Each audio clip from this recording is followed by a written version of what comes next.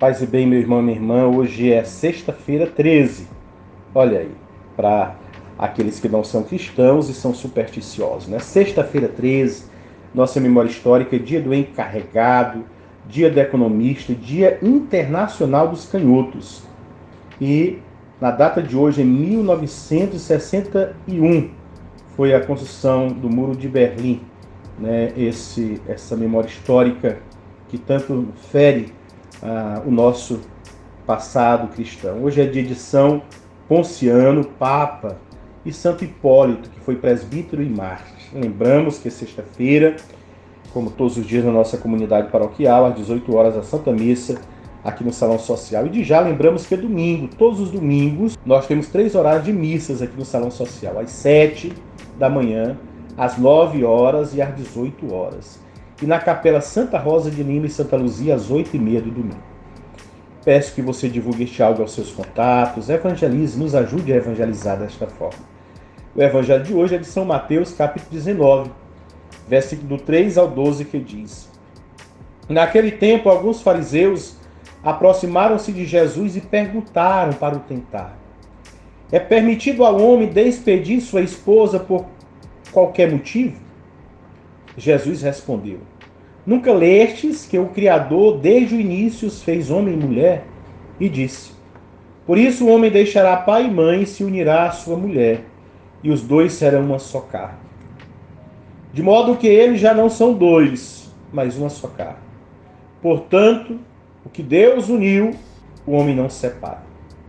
Os fariseus perguntaram: Então como é que Moisés mandou dar certidão de divórcio e despedir a mulher? Jesus respondeu: Moisés permitiu despedir a mulher por causa da dureza do vosso coração. Mas não foi assim desde o início.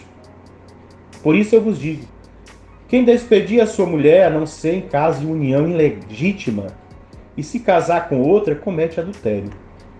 Os discípulos disseram a Jesus: Se a situação do homem com a mulher é assim, não vale a pena casar-se. Jesus respondeu: Nem todos são capazes de entender isso, a não ser aqueles a quem é concedido. Com efeito, existem homens incapazes para o casamento, porque nasceram assim. Outros porque os homens assim os fizeram.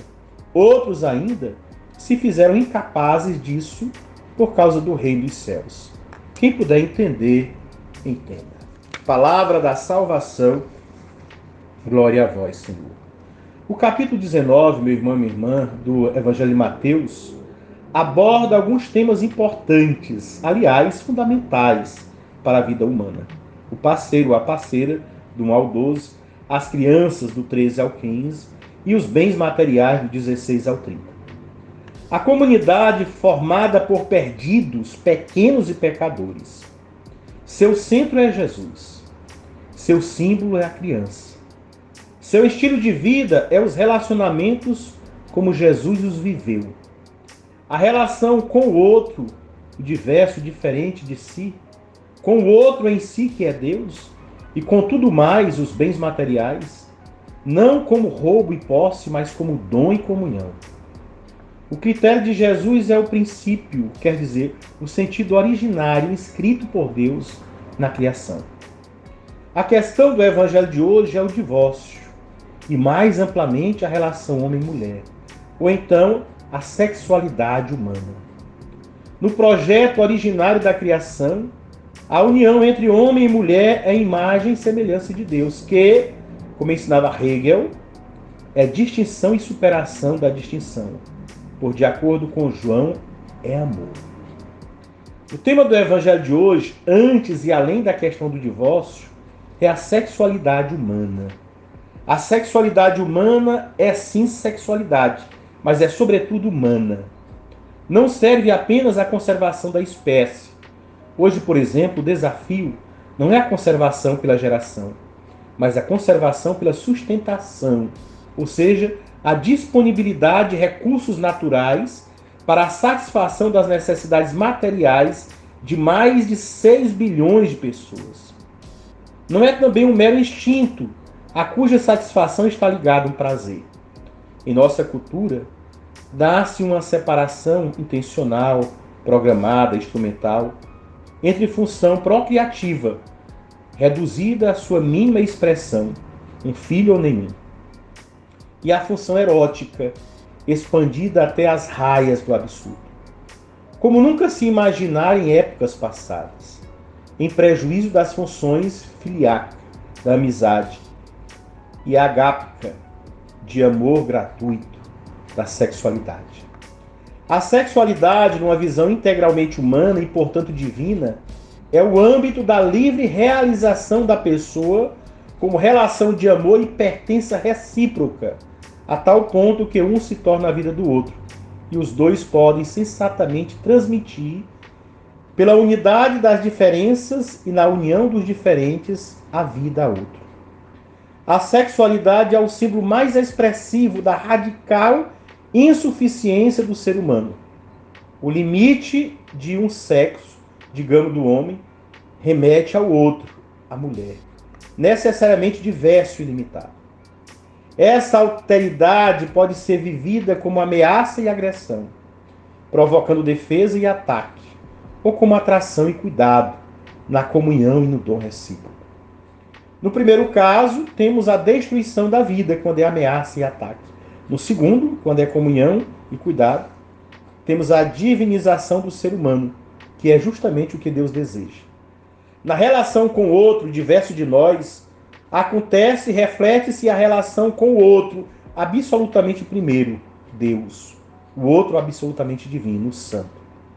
Na visão bíblica, a sexualidade, vivida como dom e comunhão, é lugar da revelação e do encontro com o outro, o Deus Santo. No mundo antigo, a mulher era vista como uma propriedade do homem. O mesmo acontecia em Israel, apesar do ideal entrevisto lá em Gênesis 1, 27, Gênesis 2, do 18 ao 25. Quando a prática conseguia se aproximar do ideal, o casamento era visto como uma aliança entre duas pessoas, princípio da sociedade e da transmissão da vida. O casal monogâmico, um homem e uma mulher, é fruto de uma evolução cultural construída e assumida como livre opção de amar. O amor que une os diferentes é, na verdade, um grande mistério. Quer dizer, na linguagem bíblica, um sinal da presença salvadora de Deus.